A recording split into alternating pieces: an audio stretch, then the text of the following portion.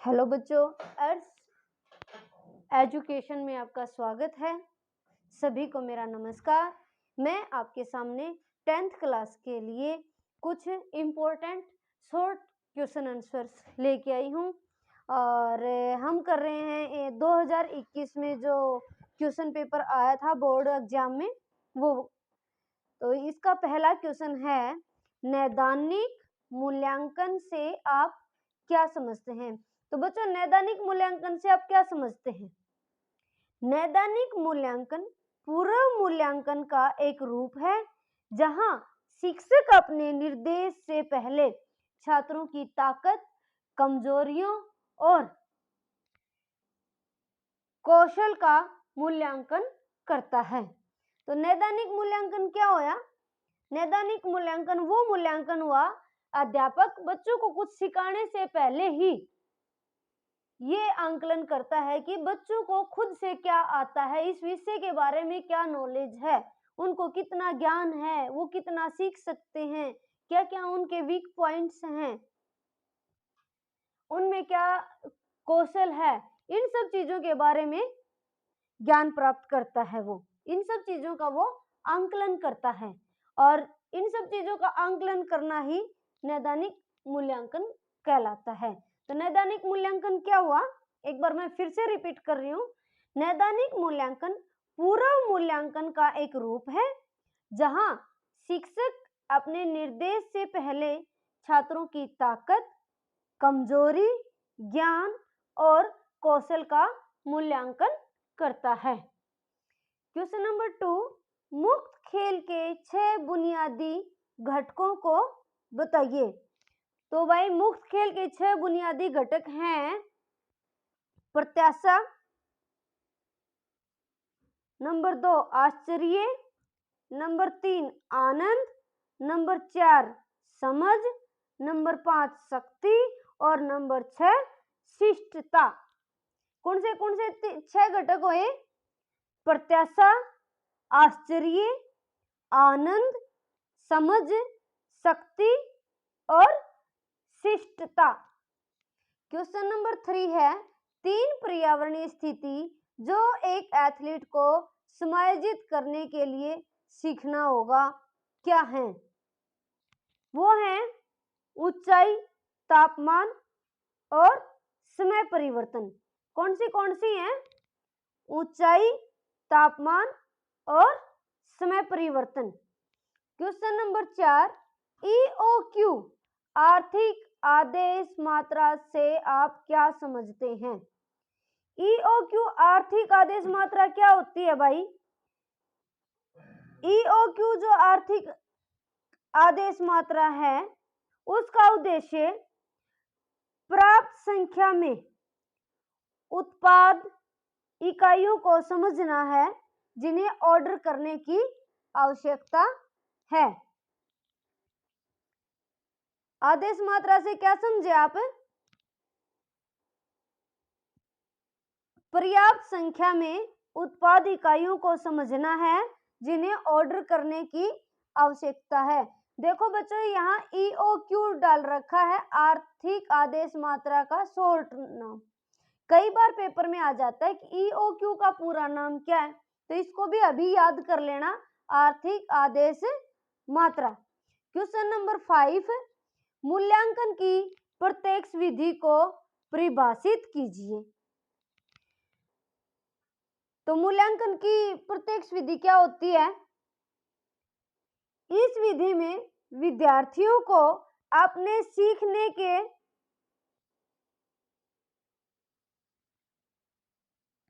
Question number 5, मूल्यांकन की प्रत्यक्ष विधि को परिभाषित कीजिए। तो जो यह मूल्यांकन की प्रत्यक्ष विधि है, इसमें विद्यार्थियों ने जो सीखा है उसका प्रदर्शन करने के लिए कहा जाता है। तो इस प्रकार मूल्यांकन की प्रत्यक्ष विधि क्या हुई? विद्यार्थियों को अपने सीखे गए ज्ञान का प्रदर्शन करने के लिए कहा जाता है। नेक्स्ट क्वेश्चन नंबर 6, आप स्पैम संदेश से क्या समझते हैं? तो बच्चों, स्पैम संदेश क्या होते हैं? स्पम संदेश को अवांछित संदेश भी कहते हैं। तो अवांछित संदेश वह संदेश होता है जो आपके इनबॉक्स में अवांछित रूप से आता है और बिना आपकी इच्छा के विभिन्न प्रकार की विज्ञापन, लिंक या संदेशों को शामिल करता है। क्वेश्चन नंबर 7, स्वयं जागरूक होने से आप क्या समझते हैं? स्वयं जागरूक होना से आप लोग क्या समझते हो? आंसर है, यह एक ऐसी योग्यता है जो अपने आप को स्पष्ट और निष्पक्ष रूप से प्रतिबिंबित करना तथा आत्म अवलोकन के द्वारा देखना सिखाता है। स्वयं जागरूक होने से आप क्या समझे भाई? यह एक ऐसी योग्यता है जो अपने आप को स्पष्ट और निष्पक्ष रूप से प्रतिबिंबित करता है तथा आत्म अवलोकन के द्वारा देखना सिखाता है। ये हैं हमारे एक एक नंबर के क्वेश्चंस। अब हम करेंगे option type questions. Question number 8,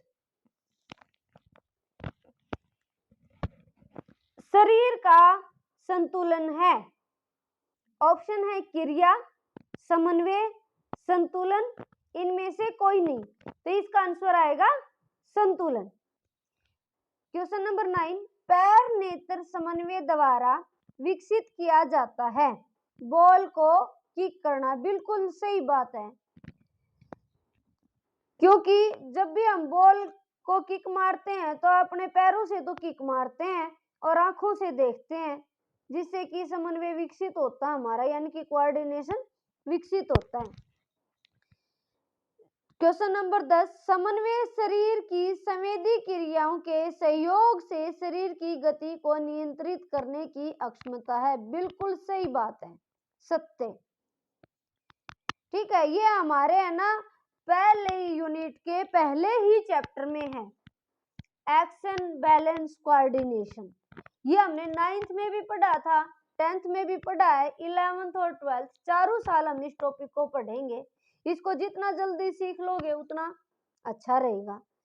ये क्या है कि ABC फ्रेमवर्क क्या है?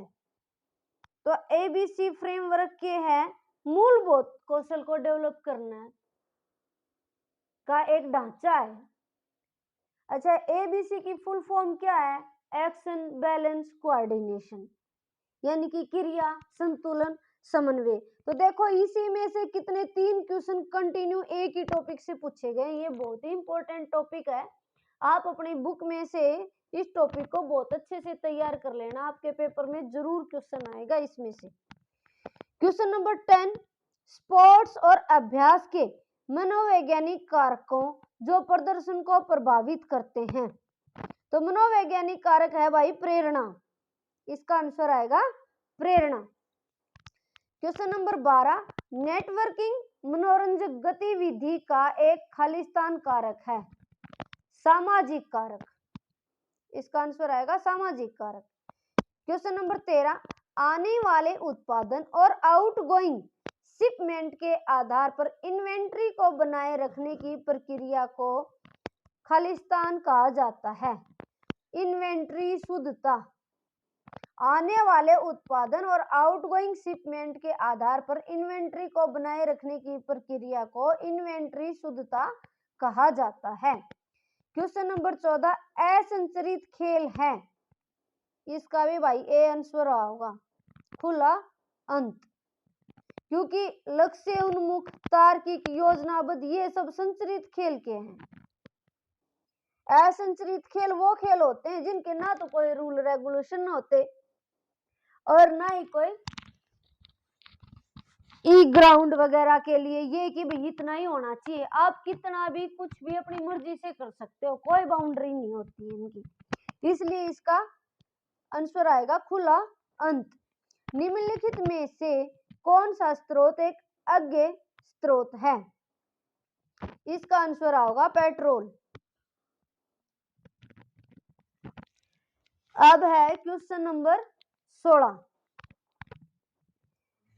वह विकल्प चुने जो सतत विकास पहल को परिभाषित नहीं करता। अनाज कटलरी का उपयोग करना, यह तो सतत विकास को परिभाषित करता है। बायोडिग्रेडेबल बैग का उपयोग करना, ये भी सतत विकास पहल को परिभाषित करता है। जल छाजन, ये भी परिभाषित करता है। कचरे को समुद्र में फेंकना, ये सतत विकास पहल को परिभाषित नहीं करता, इसलिए इसका आंसर आएगा डी। निम्नलिखित में से कौन उद्यमी गुण है? विश्वासता,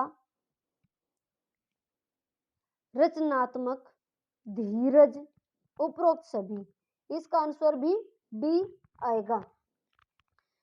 क्वेश्चन नंबर 18, जब वे अपना व्यवसाय चलाते हैं तो उद्यमी निम्न कार्य नहीं करते। ग्राहकों की जरूरतों को पूरा करना, ये तो करते हैं। समाज की मदद करना, समाज की मदद भी करते हैं। रोजगार के अवसर पैदा करना, रोजगार के अवसर भी पैदा करते हैं।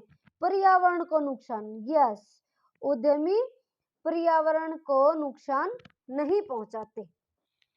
क्वेश्चन नंबर 19, किसी फाइल को काटने के लिए निम्न शॉर्टकट कुंजियों में से किसका उपयोग किया जाता है? Ctrl+C, नहीं, Ctrl+C का प्रयोग कॉपी करने के लिए किया जाता है, काटने के लिए नहीं किया जाता।